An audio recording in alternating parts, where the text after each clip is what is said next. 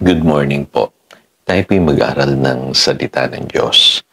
The book of John chapter 14 verses 12 hanggang 14. Pakatandaan ninyo, ang nananalig sa akin ay makakagawa ng mga ginagawa ko. At higit pa kaysa rito, sapagkat babalik na ako sa Ama.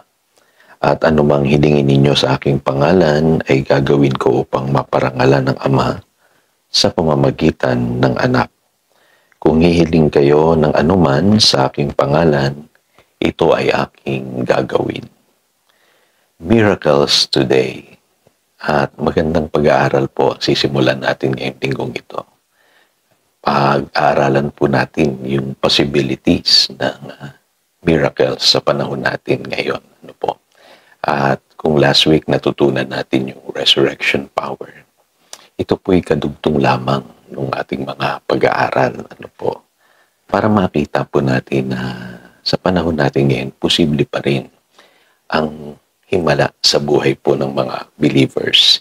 Kaya alam niyo po, isa sa pinanghahawakan kong passage sa Biblia ay ito pong John chapter 14, verses 12 hanggang 14. Kasi dito po, ang binabanggit po ng Panginoong Hesus dito ay patungkol sa himala sa verse 11. At ang sino man na nananalig sa Kanya ay pwede pong makaranas nito. Yun po sinasabi sa verse 12. Kasi ang Panginoong Hesus ay naroroon na sa Ama. At bawat panalangin natin na hinihingi natin sa pangalan niya ay tutugunin ng Ama. At dito mismo, nakakatuwa po sinasabi mismo ng Panginoong Hesus, I will do it. Bakit po ako naniniwala sa miracles? Kasi naranasan ko po yan. At ganun din po naman yung testimonies ng maraming tao na nanalig sa Panginoong Hesus. Hindi po mapilang yan. At iba't ibang kwento po ng himala ang pwedeng maranasan at patuloy na nararanasan ng mga believers. Alam niyo po kasi napakahalaga na makita natin na maging ang ating Panginoong Hesus, bagamat siya ay mahusay na tagapagturo, ay gumagawa po siya ng himala para patunayan na siya po ay mula sa Diyos. Ganon din po yung mga apostol, yung mga disciples ng early church. Napakahirap po para sa kanila na patunayan na si Kristo ay buhay. At ang paraan po nila ng pagpapatunay na si Jesus ay buhay ay sa pamamagitan po ng miracles, signs, and wonders. Kaya huwag po natin iisantabi po yung subject ng miracles. In fact, pagka binasa niyo po ang New Testament, makikita niyo po na evident po ang signs and wonders. Kasi sabi po ni St. Paul sa 1 Corinthians chapter 2 verse 4, kung siya man ay nangangaral, sabi niya, ito'y according to the demonstration of the Spirit's power. Hindi siya nananangan sa husay niya o sa galing niyang magsalita o sa karunungan niya. Ang sabi niya, kaya niya ginagawa ito, sabi sa verse 5, so that your faith might not rest on men's wisdom, but on God's power. Para wag daw manangan ng tao sa galing ng kapwa niya tao, kundi manangan tayo sa kapangyarihan ng Diyos. Kaya alam niyo po sa Hebrews chapter 2, verses 3 and 4, sabi diyan, we have such a great salvation. At yan ay pinatunayan ng signs, wonders, and various miracles and gifts of the Holy Spirit. Kaya napakapalad po natin mga believers. Entitled po tayo makaranas ng himala sa panahon natin ngayon. Panghawakan niyo po yung sinasabi ng Panginoong Hesus sa John chapter 14 verses 12 to 14. Kaya lang muli, paalala po ito. Marami ngayon hindi na open sa pagkilos ng Diyos. Wala pong imposible sa Diyos.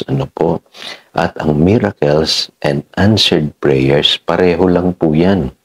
Tinatanggap natin yan sa pamamagitan ng pananalig natin sa ating Panginoong Hesus. And in Jesus' name, sabi ng Panginoon, ano mang hingin nyo sa aking pangalan, I will do it.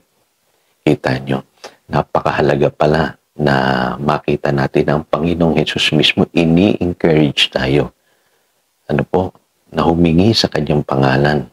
So, if you need a miracle, Maaaring ang kailangan mo himala ngayon ay sa kalusugan mo, sa health mo, sa pamilya mo, or sa isang relationship problem, o problema mo sa iyong anak, sa iyong finances.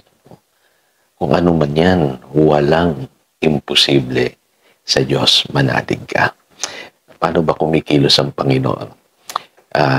Naalala ko po noon, ikikwento ko po muli sa iyo yung aking karanasan.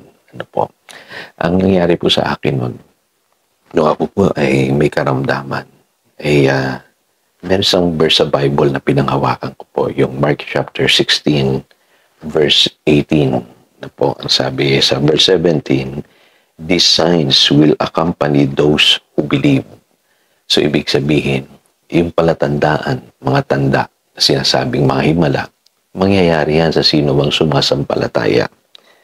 Pero ang pinanghawakan ko po noon yung sinasabi sa verse 18, yung sinasabi pong, "They will lay hands on the sick and they shall recover." Kaya naalala ko po noon, pumila ako dun sa tinatawag na healing line. At sa dami po ng taong nagpapapray over doon sa pastor, hindi na po ako inabot. Kaya nung umuwi ako, nalungkot ako, sabi ko, baka hindi ako gumaling dahil hindi ako na-lay hands ng pastor. Pero alam niyo po, iba pala pagka yung mismong salita ng Diyos ang ating pinanghahawakan. Ang ginawa ko po ay nilagay ko sa puso itong Mark chapter 16, verse 18. At araw-araw po minimeditate ko ito. Ang sabi ko, "They will lay hands on the sick and the sick shall recover." Ako po mismo nililay hands ko po yung sarili ko. Yung parte ng aking katawan na may sakit. At kiniklaim ko po yung pangako ng Diyos. At alam niyo po, nakakatuwa. Naranasan ko po yung himala ng kagalingan.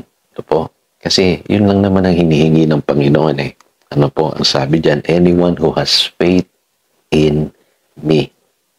Sabi ng Panginoon, "Whatever you ask in my name, I will do it."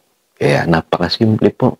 Kung ano man yung hinihingi nyo sa inyong prayer everyday, mga simple prayer requests, ganun din po ang operation ng miracles. Humingi kayo sa Panginoon, sa pangalan ng Panginoong Jesus, at kayo ay tatanggap. Malaking tanong lang, do we still believe this promise? Naniniwala pa ba tayo na posible ang himala sa panahon natin ngayon? Ito po si Pastor Jojo, nagpapaalala upang daluyan tayo ng pagpapala, manatili tayo sa kanyang salita. Good morning.